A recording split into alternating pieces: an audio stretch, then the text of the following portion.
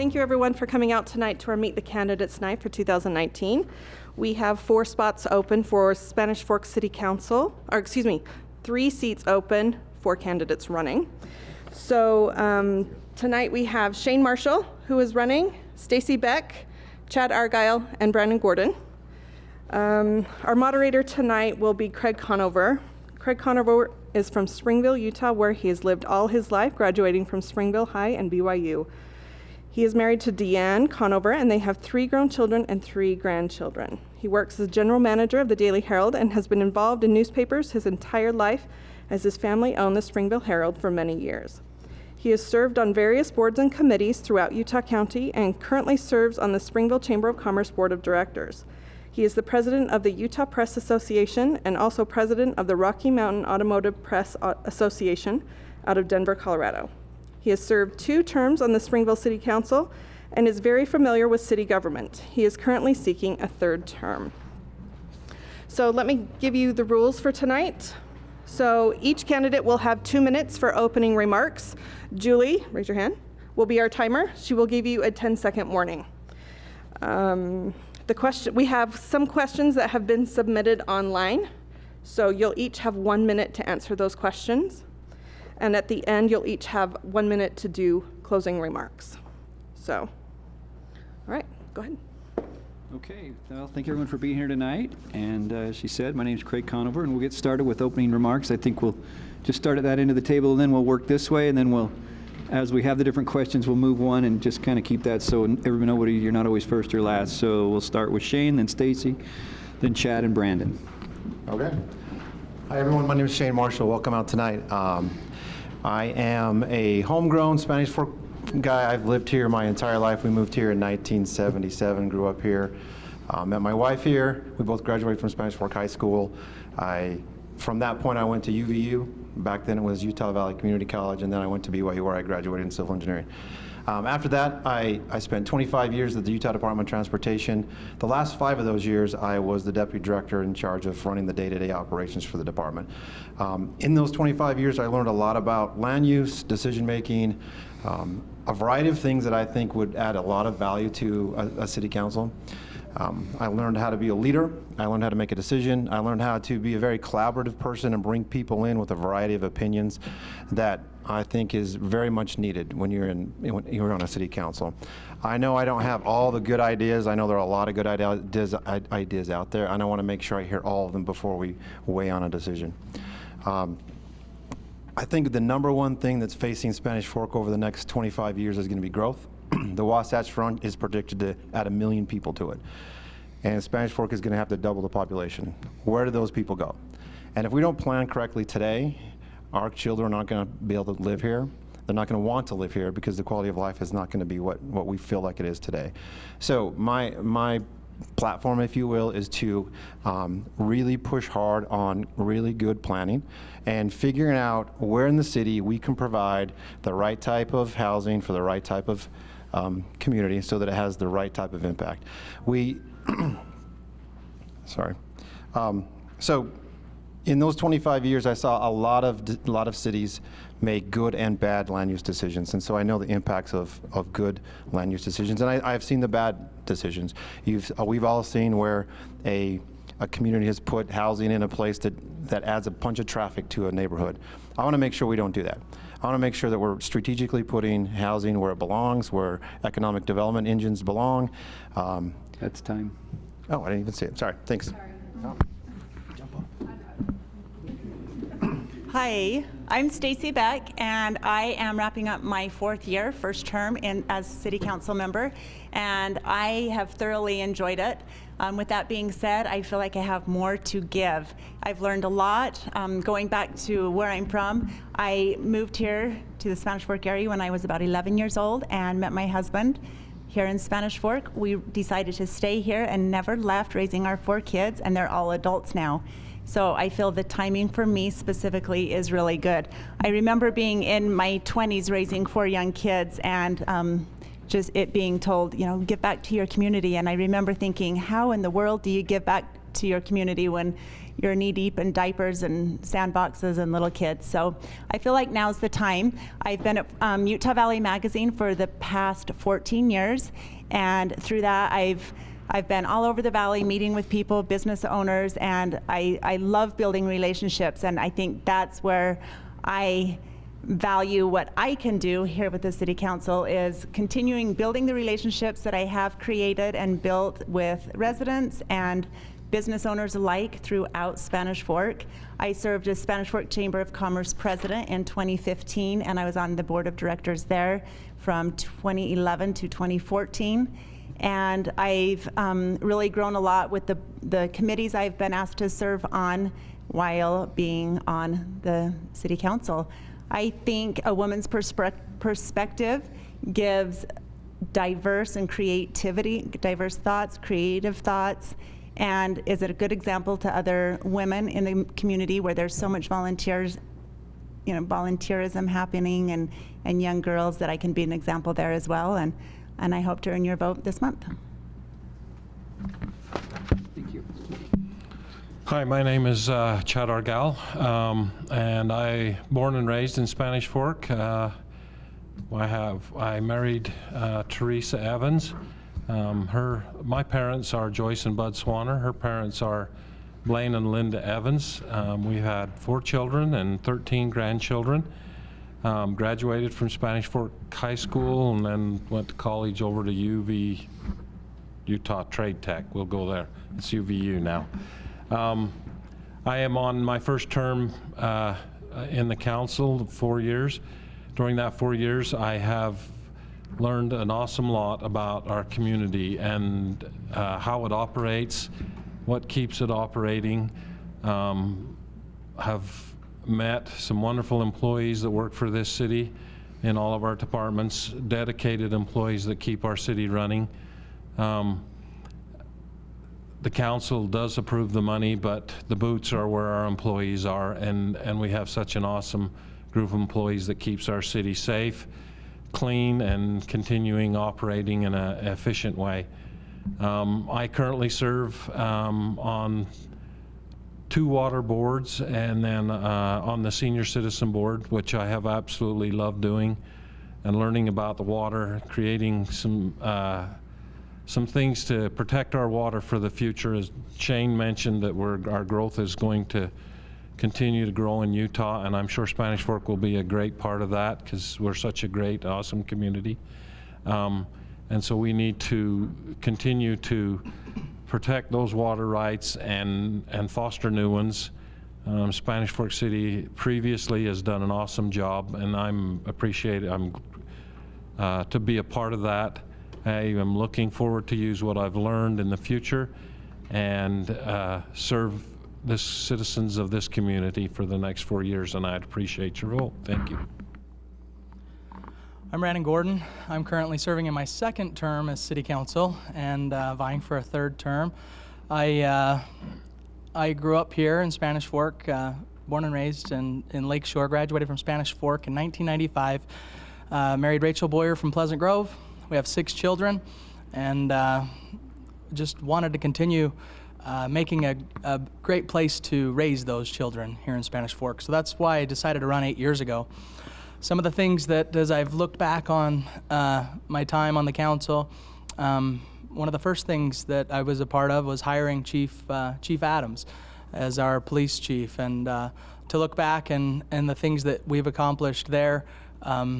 And Chief's been able to hire 10 new full-time police officers, 2 new canine dogs, a full-time victims advocate that we used to share part-time with Salem, and many, many more things. So I've really enjoyed our relationship with public safety. We broke ground on a new fire station last week, which is exciting, and as well as something else that I'm working on is the solid waste district.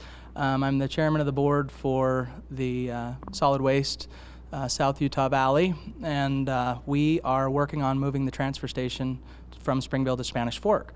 The building that we operate in is over 30 years old, so we're going to build a new fully enclosed transfer station next to the jail in Spanish Fork. And then lastly, I would mention the library. As many people know, that will be built next to the Thurber School or the city office building on Main Street. And the reason I bring that up is because 4 years ago, there was a lot more people here as we were discussing a building that was potentially in the $40 million range. All of those buildings add up to around the $40 million range, and there's a lot of exciting things happening in Spanish Fork and a lot to be involved in. So I ask for your vote to continue working on these things. Thank you. Hey, thank you, candidates. We will move on to our first question, and we'll start with Stacy Beck with the answers and work this way and get back to Shane at the end. So the first question is, what is your plan to help protect the river bottoms? Well, I would like to say I'm not ready to make a decision as to what needs to happen there quite yet. In fact, just before this started, I was talking to Commissioner Euler that the Planning and Zoning Commissioners and the council and staff will be meeting before any decisions are made. I think there's still some questions that need to be answered and asked. And I do not trust to just let the county continue, to continue making the decisions down there. I think that we would do a much better job because it's right here in our backyard, and it needs to be us, the council, the staff, but most of all the residents. We've done, 2 years of work getting a lot of feedback from the residents, and it's important for us to get that wrapped up and make those decisions.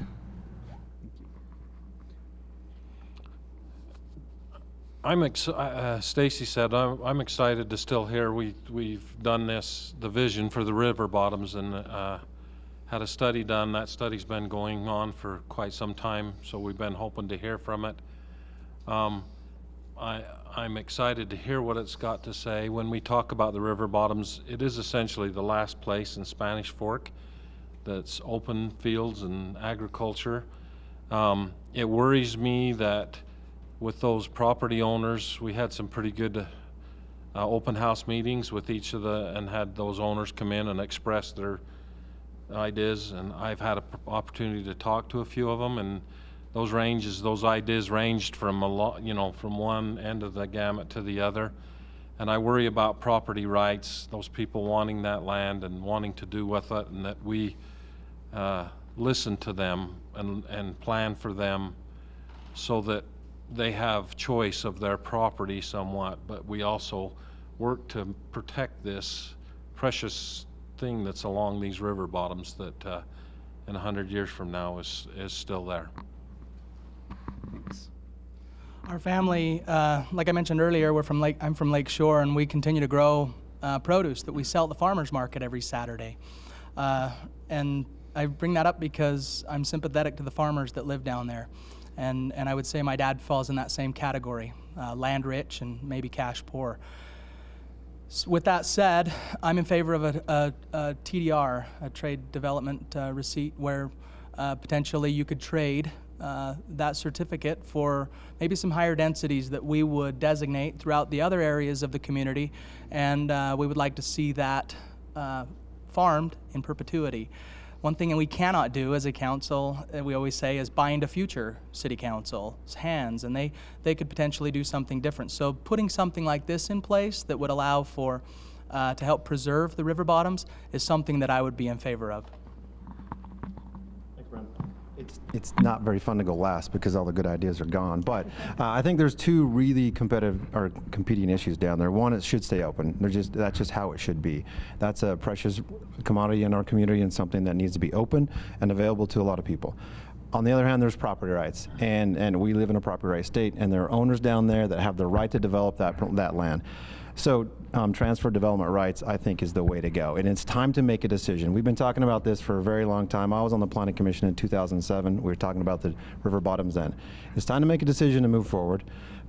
So I think if we use transfer development rights, we can kill two birds with one stone. We can keep the land open, allow the owners to develop just somewhere else in the community.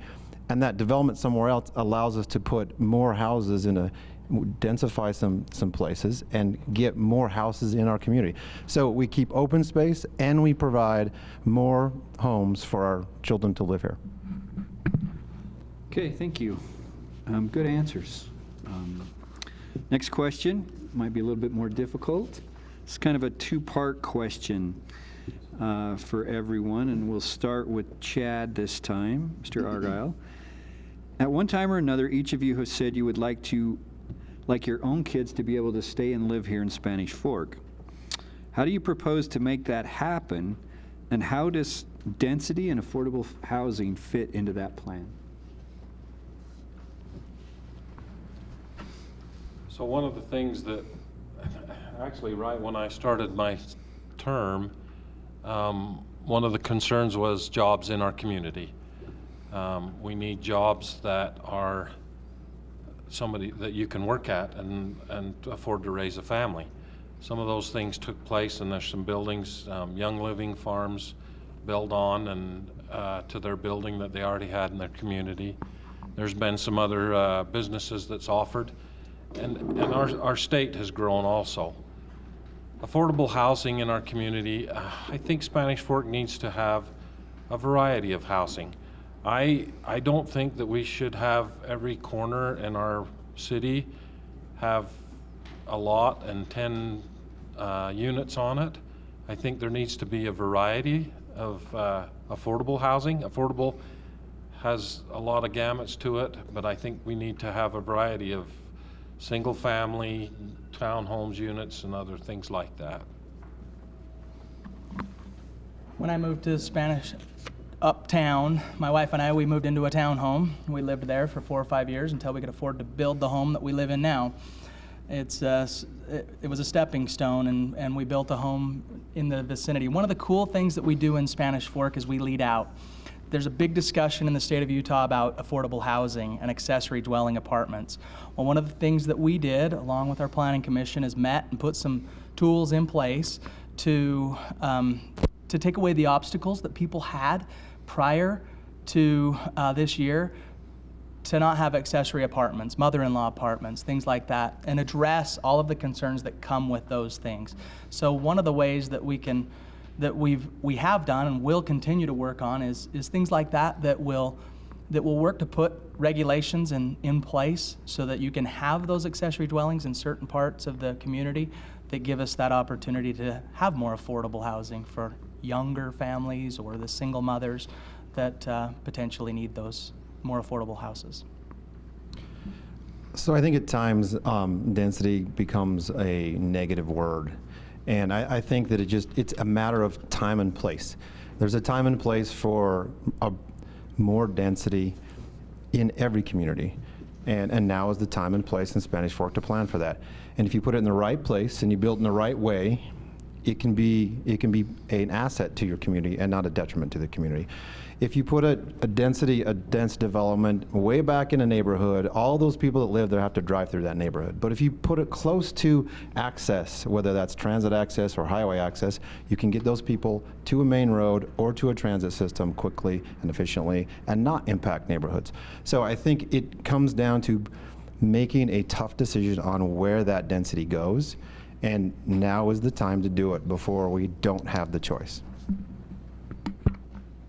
All right, I actually wrote down some ideas on this topic, so if I can read those, and a lot of it, or a couple of things will echo what Brandon said, but several of us have worked with staff on mitigating affordable housing over the last couple of years and different options in our community, specifically with accessory dwelling units. An accessory dwelling unit, an ADU, is a mother-in-law apartment or basement apartment, and we had focus group input, surveys for residents, research, what the best practices were throughout the state.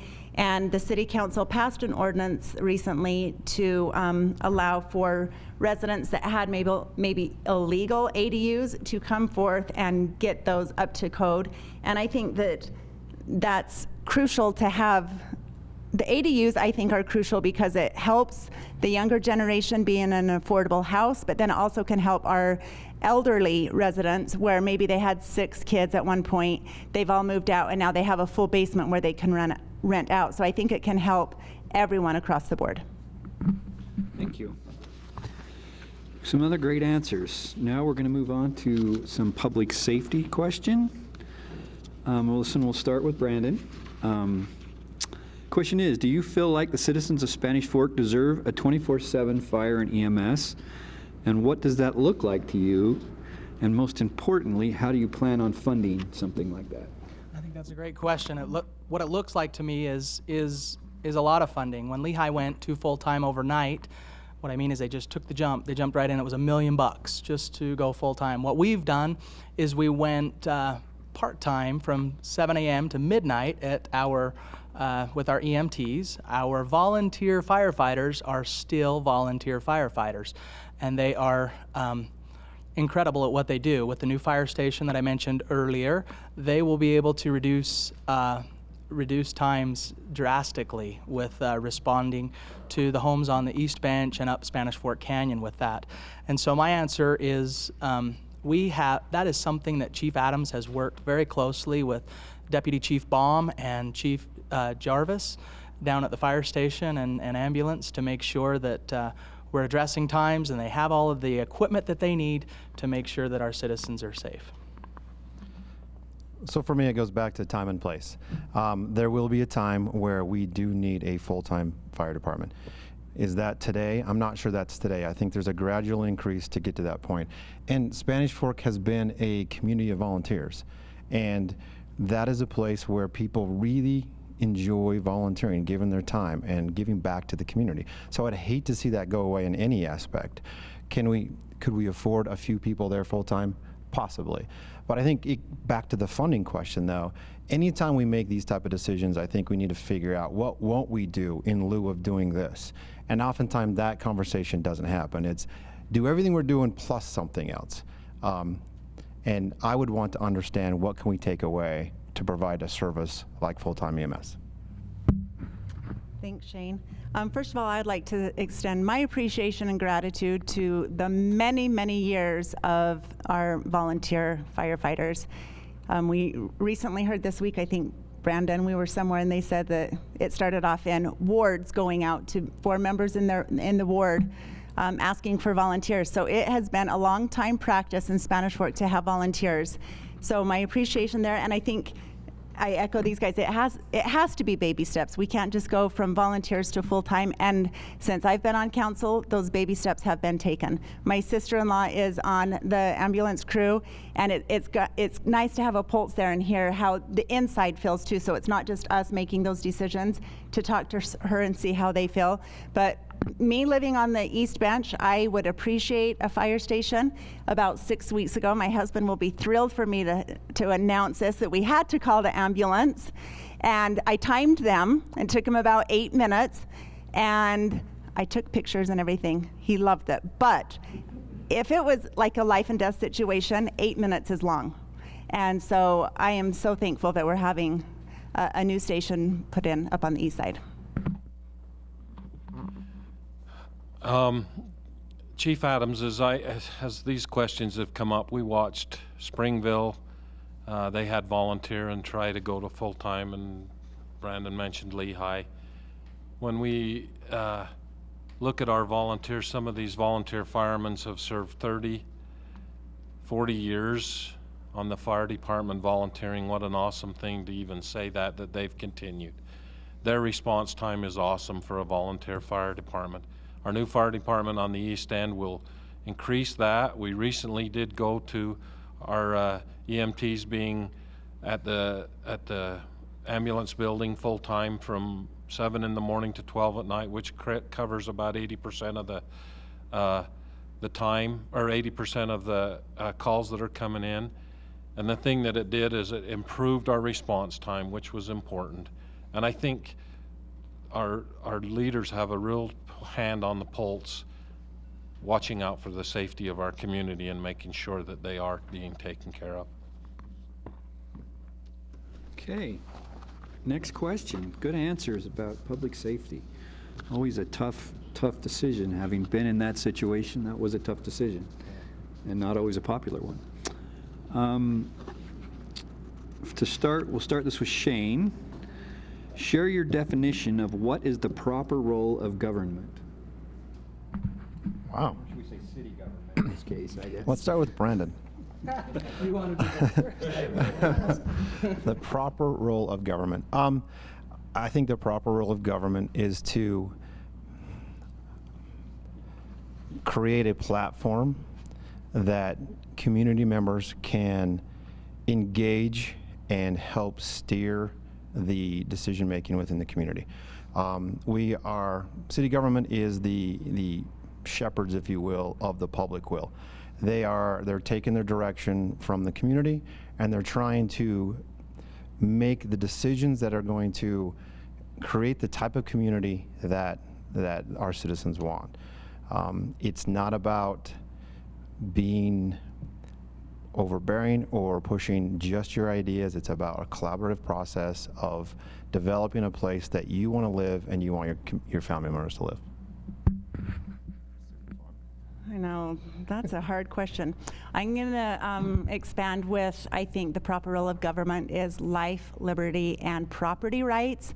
And I think we just talked a little bit about life, saving lives, liberty, freedoms, but property rights, the Planning and Zoning and Council have a big responsibility there to respect the property rights of private property owners. So I'm going to go with that answer. So I guess the term that I always was told, that government educates, incarcerates, and keeps safe. So real short, sweet, and small. But when you talk about Spanish Fork, as we have grown and watched this community grow, the role of government in this community has been to create a wonderful place to live and raise your family in a safe environment and allow some quality of life here, which that's what, looking back, has happened in Spanish Fork. That's why people are coming here. That's why we continue to have the support of volunteers that we do, is because of the role of that government that they've taken over the years. And before I served, so much more. When you look about what's happened over the years and thing that's been done, it just overwhelms me of the thoughts and the things that they've done to do that as a government. One thing we've done in the last few years is we changed our motto from surround yourself back to pride and progress, which was originally our motto. And if you think about being proud of where you live and looking to the future, that's exactly what I consider my time having served on the council and what I look forward to continue doing. Keep me safe, pave my roads. We have some of the best paved roads in the state. We have great staff, leadership, and again, just keep me safe and keep my property taxes the lowest in Utah County like they currently are. Okay, thank you. That is a tough question. Very tough question. We have a couple questions here that were sent in just for the incumbents, but I don't think that's fair. I think it's fun. So I will try and, Go first then, right? no, we're going to let Stacy go first because it's her turn, but, so you get the whole time to think about this, Shane. So what the question is, can you share with us some specific things you have done to make a positive change on City Council for Spanish Fork City during the time you served? And I would put that out to Shane, something positive or things positive that you've done as just a member of the community to help Spanish Fork progress or move forward or do something. So you'll get a turn. I will. Okay. There's a couple things that come to mind. One of the things that I think has been impactful is a Downtown on Main committee, a Downtown on Main alliance that probably a lot of people don't even know. My first 2 years serving on council, Mayor had me over the Chamber of Commerce, so Director Heather Youd and I, and Economic Developer Director Dave Anderson, and then several business owners on Main Street, and I met to just decide or come up with some ideas. What can we do to draw business downtown? After a lot of meetings, monthly volunteers, especially for these business owners, which I admire so much for them taking away their time, and we were able to come up with a lot of great ideas and implement those ideas. Some of the facade changes on Main Street, business owners just being more aware of what was going on down there, that not always depending on the city. And then we created the food trucks on Main, which I think you're all aware of now. And it ebbed and flowed. We worked out some kinks, but now on Friday nights through the spring and summer, we have the Downtown on Main and movie night in the park. And so that's one of the things. Good luck, that's really fast. Thank you. When I first started, and they started talking about our library in town and the numbers of people that went to our library. I've always thought, when I'm done serving and walk away and look back many years, to look back and say, did I do something positive? I have been a part of this new library coming. Our library is so well used by our community. 85% of the people have a library card. I think this year they said 227,000 people went to the library in a year. I'm excited to be a part of that library, new library being built, so that continues a huge quality of life in our town. I am also excited that I've partially started, but we're looking forward to an all abilities park that we're going to build in this community, and will be an awesome asset when it's completed next year in 2020, and I hope to be a part of that. I think I will regardless. One of the things I did I hadn't been on city council very long, and they said, meet us down at the fairgrounds. We're gonna ground break for a rodeo arena. And then they said, go down to Costco the next week and cut the ribbon. I thought, man, this is great. I'm getting credit for all these things, but they were things that future council had started and done and put in place. One of the things that I was able to be a part of was helping broker a deal with Woodbury, where we put together a package where you see all the growth, and in a month from now, Lowe's will open up out by our hospital that'll open up in September, and all of that growth out there, we put together a package that incentivized a developer, but they had to bring things quickly. And if they didn't bring them quickly, then it decreased over time. Again, another way Spanish Fork leads out, something that hadn't been done before. And I look back at my time on the council and think that's probably something that's going to impact generations for many, many years. My turn. Don't laugh. I have something. So I spent, like I said, 4 or 5 years on the City Planning Commission back in 2007-ish timeframe. And one of the things that I helped push through there was, and my brother will disagree with this, but it's still a good thing, a narrower road through neighborhoods. Before that time, our roads were super huge. And if you want to control speeding, you don't build a very wide road. You build a narrow road and you make people slow down. And I think that has had a very positive impact on our neighborhoods throughout our communities. Now, my brother will say he hates it because he can't get snow off the road. That there's too many cars parked, but you cannot go fast in his neighborhood. You just frankly cannot. And I live on 11th East, and it's super wide. And Stacy's zipping up and down there all the time, going the speed limit. She goes the speed limit every time. But I think that's something I've had a positive impact on the community. Thank you. Okay, the next question is somewhat similar, so I think I'm going to change it up a little bit, and also to include Shane a little bit more. What would be an idea that you have personally that you think you could give to the city that would help move them forward in the future? Maybe a new idea or something. We're starting with Chad. Okay. Sorry. No. Unless you want to, Brandon, I'm sure.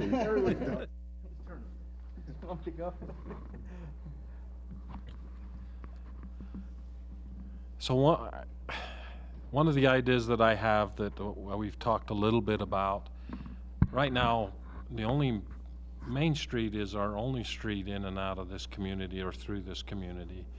And I would like to see an alternate route.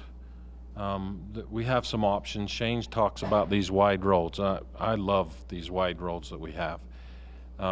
We always hear about Salt Lake and their wide roads, but we have a couple roads, 3rd East, 4th East, that are wide, 11th, that needs to be an alternate route in the future, and that we need to be able to use them to get people in and get them off Main Street, but we also need to keep them coming to Main Street. So it's a hard thing, because our Main Street community needs them people coming down and coming to their stores. And I was looking today, our streets are still packed and lined with cars, and people are shopping at our communities, and we need to keep our downtown alive, but we also need an alternate route through our community.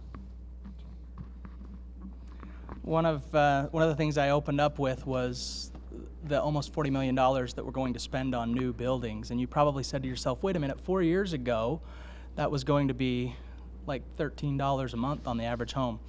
Well, we've been able to do some neat things on the garbage district. We were able to sell the land where we're at, and we were able to sell part of our landfill, and we were able to get together with a group with all the other garbage guys throughout Utah and get together and actually work together as government entities, which provided us with almost enough money to build this new transfer station. So if you were in your mind going, wait, how do we do this? Well, Nebo School District is about to build a new high school on top of our swimming pool, and we have some ideas of what we're going to need to do if we want to continue to have a swimming pool in town. And I know my time's short, but I spent about an hour today on the phone with our city manager talking about different ideas that we could potentially do for different funding mechanisms to be able to build a swimming pool going forward. So the north end of Spanish Fork has developed into the economic engine of our community, and prior city councils have done a tremendous job of making that happen. It's now time to focus on Main Street. Main Street, in no disrespect to Chad, is super huge. It's too big.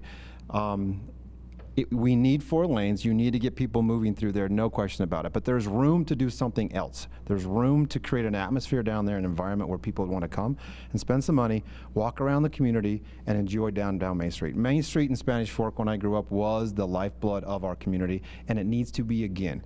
I have some contacts at the Department of Transportation that could help us get there. But it's time. We've talked, again, it's one of those things that we've talked about forever, and it's time to take action and make it something that we can be proud of, and not just something people drive through to get to Salem. Okay, so recently the mayor asked me to sit on the library feasibility study. We've met once, and I'm really looking forward to being on that committee for the duration of this new library that will be going in. We're hoping around summertime 2022. With that, the feasibility committee, they're having us do our research. They're having us tour other libraries throughout the state. We need to come up with the size, the parking, the needs. Do we need to expand city offices or council chambers into that building? If so, what does that look like? There's so many questions, so many answers that need to be answered and decisions made. I would love to be part of that process. I think that my leadership abilities can help with that. Thank you. And again, great answers. I have tried to keep in touch with what's going on in South County. Obviously, I'm very interested, as many of you are, as what's going to happen down in this end of the valley, since I live down here too. Just saw, actually before this meeting, a presentation from UTA about bringing Front Runner from where it currently resides in Provo all the way to Payson.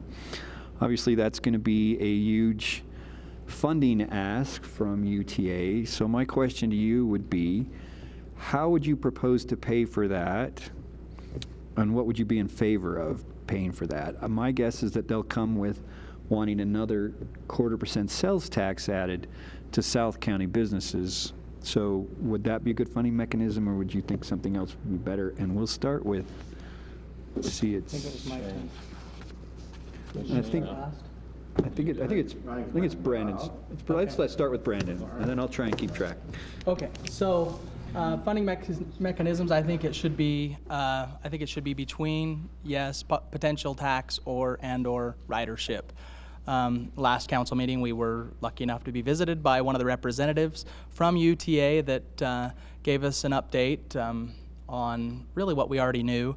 We don't have a lot of ridership in Spanish Fork. We only have one bus currently, and but simple things that they talked about doing, to where if our bus stop is the last before it heads north, it can help somebody get to UVU or to Provo faster, and those things are important to those that do ride the bus. We're lucky to have representation all the way to the state level. Currently, Councilman Mendenhall sits as the president of the League of Cities and Towns, and we've fostered some relationships with people all over the state, and been lucky enough to do that, to where I think that'll help us not only get the ridership down here, the lines that we need further down here, but also different funding mechanisms. I only get a minute to talk about transportation stuff? You can take mine. Okay. I think that the city of Spanish Fork needs to make very good decisions on encouraging UTA to move south. Skip over Springville and put a station in Spanish Fork. And in order to do that, we need to put a land use plan in a location that will drive that decision for them. We need to make sure that we encourage ridership by providing the right type of land use in that area. Transit doesn't work if you are a 100% single-family resident community, which we're not, thankfully, but we need to make sure that we put that land use in place. I 100% believe they will ask for another quarter. It will be the 5th quarter, which is weird because there's not 5. But it, I think, is a good, it's a good way to pay for the transit line. She said I could have hers. I'll have a couple thoughts. I would first want to know if the timing is correct. Is there a need right now before we made any rash decisions? I would want a lot of numbers from UTA to see if this is something that we need right now. Working in government, they move as slow as cold tar. And so I'm guessing this would probably take at least 5 to 10 years, Craig, at the fastest, so it's not going to happen overnight. The location, in my mind, I envision it at the end of Center Street and I-15, kind of like an on-off ramp there eventually, but I think that location is more central than a lot of other options. So, and I don't know about funding. I don't love the quarter-cent tax. So there's so much to look over and consider for this. So it'll be a big one when it comes to our attention. It was nice to have him come and talk to our council here a week or so ago and tell us some future. And over the last 4 years, I've watched some of that. At one time, they weren't even going to bring the train or the tracks down here. And I think thanks to Mayor Leifson and Seth and them went up to council and kind of, after some little twisting, got it understood that yes, we want it here, but we don't want to continue paying millions of dollars to not have that tracks and in the future. So I'm excited for it to be in the future. It needs to be. So when we talk about our community growing and high density housing around that, that's a fit so that people can get on that train and ride throughout Utah. Sales tax, the 1/4% sales tax, I'm sure, and I would be somewhat okay with that. But I would, like Stacy said, I want to see that it's going to be here before they tax Springville, Payson, Salem, Spanish Fork, and it's still 10, 15 years out. Thank you. Okay, Heather's indicated we'll do one more question. Those were some really great answers, and I know that's going to be a tough question. I don't know if we'll face you or me or anyone in the next 4 years, but they did indicate it may happen in the next 8 years. I know they're trying to do some environmental studies and things right now that they're probably going to be coming and asking money for anyway. But something that's going to change the shape of our valley, as you've talked about, growth. Growth has been a big issue. So why don't we do a question on that? Spanish Fork is already, what, 40,000 residents and growing quickly? What do you propose to do to handle the new growth that's coming our way? As I've sat through the Valley Visioning Project, would you recommend that we stay more agricultural south, or do you think that we need more housing units south to make things work in this county? Where would you push the growth, I guess, is a good question. That's a really good question. So 1 million people in the Wasatch Front, in Utah County, over the next 50 years, where does it go? By 2050. I think they project us to be 1.2 million in Utah County, which will surpass Salt Lake County. The current Salt Lake County. Yeah. Our growth is projected in the next 20 years to be, if you combine Salt Lake, Davis, and Weber, Utah County will be above them in growth numbers. So right. It's got to go somewhere. Where would you like to see it go? So, well, thankfully, there is a ton of room out past Eagle Mountain, right? And that's still Utah County. So there's a ton of growth opportunities as long as there's water out there. But that doesn't, this city council can't force growth out there, right? We need to be very strategic about how we want our community to be, how we want to maintain our quality of life, given the fact that we are going to grow, we're going to continue to grow. We need to make sure that it goes in the right place. That's just, at the end of the day, we need to grow in the right locations. We need to preserve the neighborhoods that are there today, and we need to put density and other land use types where it will do the least amount of impact to our current infrastructure and our community. And I think Stacy's right. The west side of I-15, Down by Center Street is a great place to put some density and connect it to transit, and then you don't develop the vehicle impact that you do. Growth is definitely, I think, one of the number one things that we're going to be facing over the next 30 years, not just the next, term that we may be serving. And whether it's commercial or residential, I think it's important to have both, so our tax base is wide enough that when people are choosing to live here, that their property taxes are lowered, and respecting the private property rights. We've already talked about the river bottoms, that's crucial, but there's a lot of little pockets all over, and then down in the Benjamin area, as we start annexing land in there. And I agree 100% with what Shane says. We need to plan ahead. Our zoning needs to be proper to properly, so we're not having high-density housing all over in the middle of these little or big subdivision neighborhoods. A lot of people build their estate homes. They want to be there forever, and then there could be one pocket of 10 acres where high density wants to come in and build a multifamily unit, and we just need to make sure that we are making those best decisions. So if you ask me my goal has always been I want to live in a town that only has one stoplight. That doesn't exist in Spanish Fork. What I have great faith in is the way that our commission and our directors over the past years have looked over this as we develop the housing and made smart decisions about the type of building that we build, where we build them, and they've talked about this.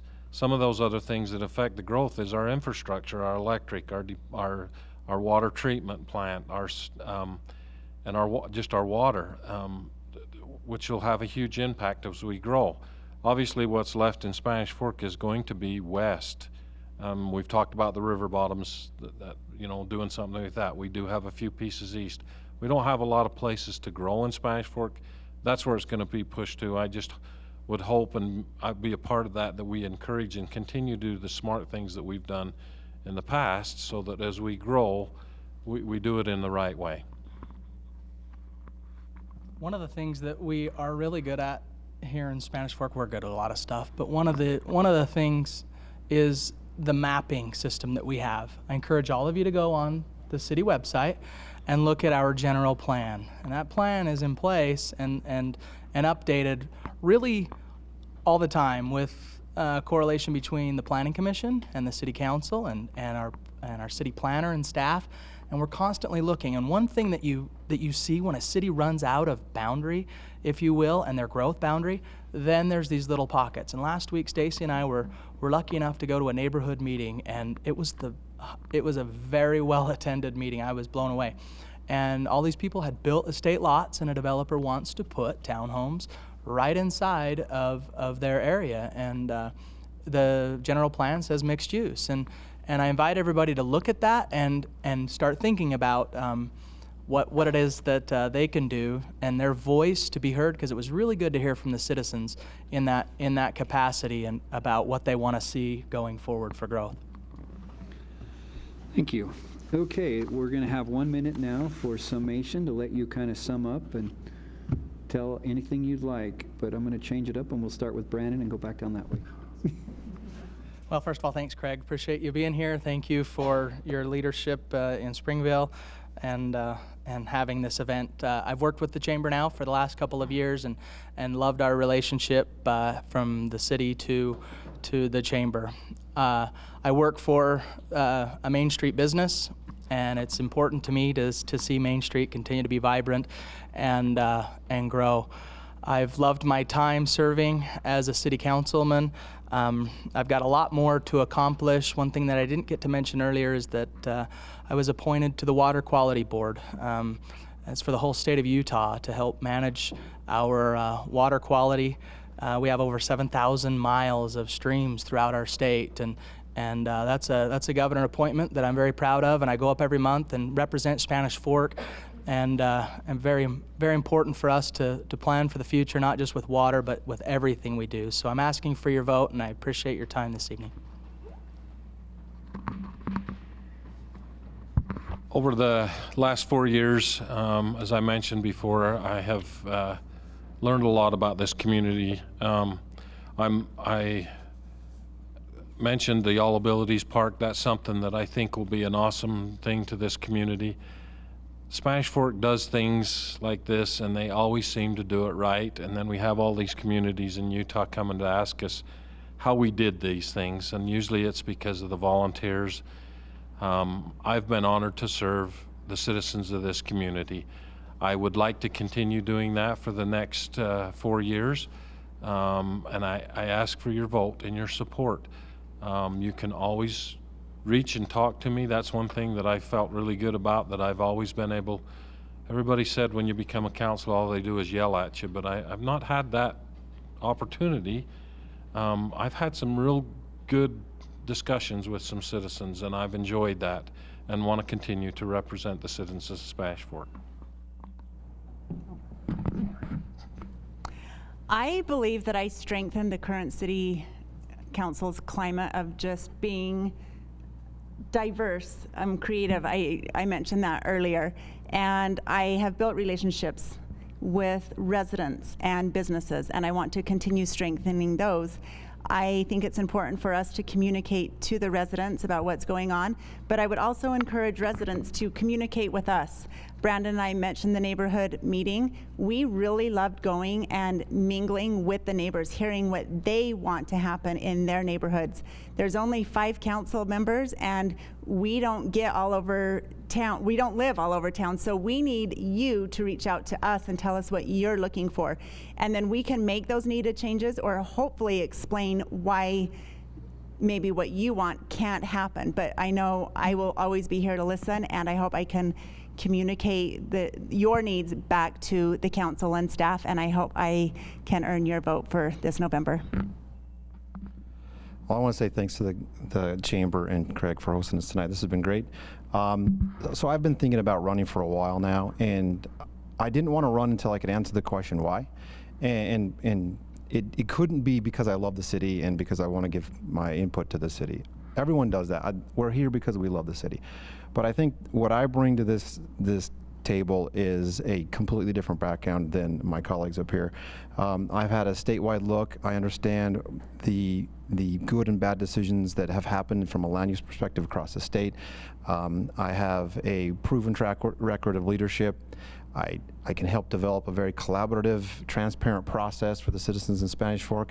That's the way I want to make decisions. I want to get that input that, like Stacy said, so that we can make sure that we get everyone's thoughts into the decision-making process. I want to make sure we have responsible growth leading to the future, and I want to make sure we have a place for my kids that they want to stay here and they can stay here. All right, thank you all for coming out tonight. I think I kind of have a unique perspective. It's really great to come and see the different issues and things that face your city, because I kind of live on the other side of the fence to the north. And, you know, a lot of times we're always comparing ourselves to Spanish Fork does it this way, or Spanish Fork's done that great thing. So, you know, that's kind of great. It's to say for your city, you really have a lot of great things going on here, and I wish you all luck in the coming election. And I think that whoever the citizens choose, you're going to have a great council moving forward. Thanks. Thanks, Craig.